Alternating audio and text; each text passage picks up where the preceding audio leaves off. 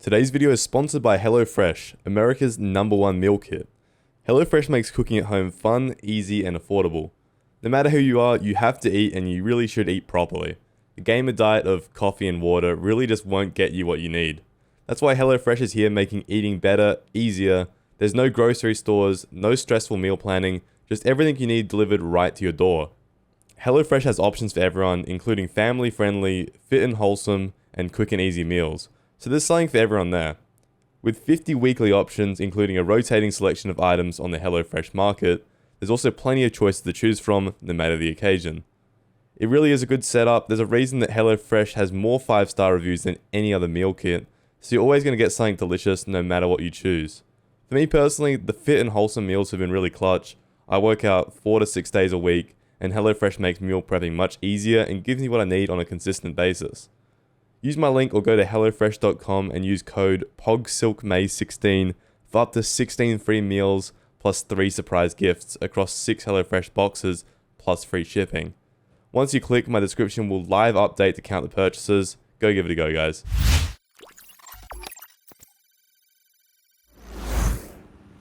So ever since DICE dropped update 4.0 for Battlefield 2042, I've been getting heaps of people asking me just to at least try it out. And for the longest time though, I just couldn't bring myself to it.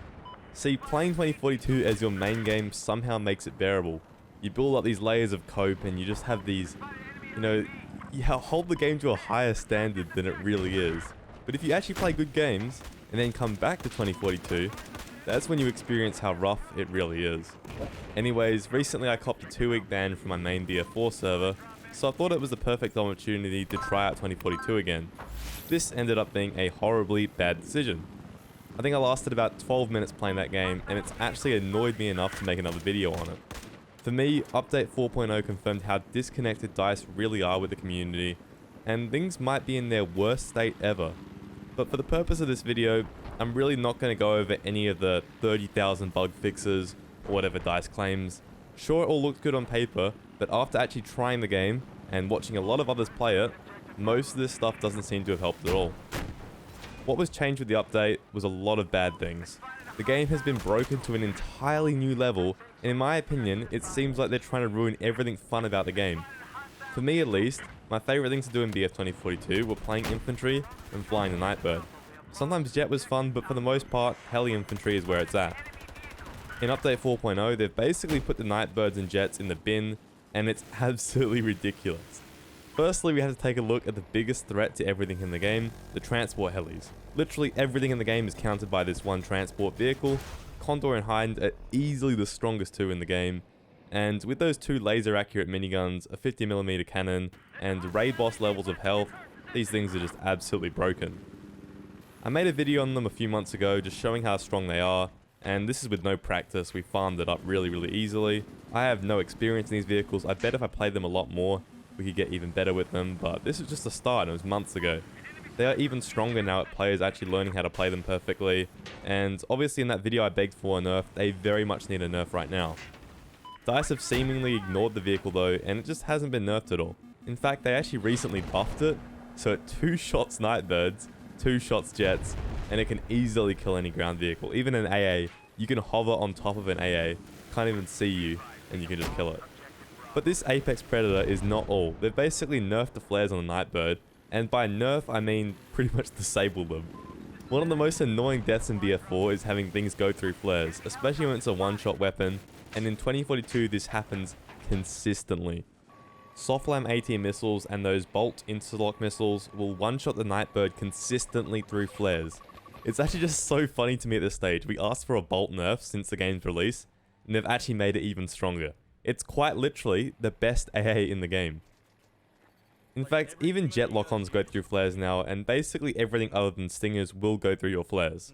One thing I do find funny about 2042 is their disregard for quality of life updates and features. They literally go the opposite way and try to make anti-quality of life mechanics. Here's some funny ones that I heard about that came in with 4.0. Firstly, the rep tool doesn't always work on the Nightbird. Sometimes you'll have to hop in and out a few times just to get it to work. My personal favorite, if you survive long enough in a heli, rouse hack notification that's like, you are being hacked. That'll stop the displaying. You won't even get that anymore. That one is absolutely absurd because if you get hacked in the open, you're pretty much dead almost every time. And finally, the one that I experienced when I had my 12-minute session was that my entire heli HUD and my crosshair was off-screen center. It was about, half my screen down below screen center. I couldn't find a way to fix this, and it was just plain annoying. But wrapping out air vehicles, they've also ruined the jets for the 5 or 10 people that still enjoyed flying them.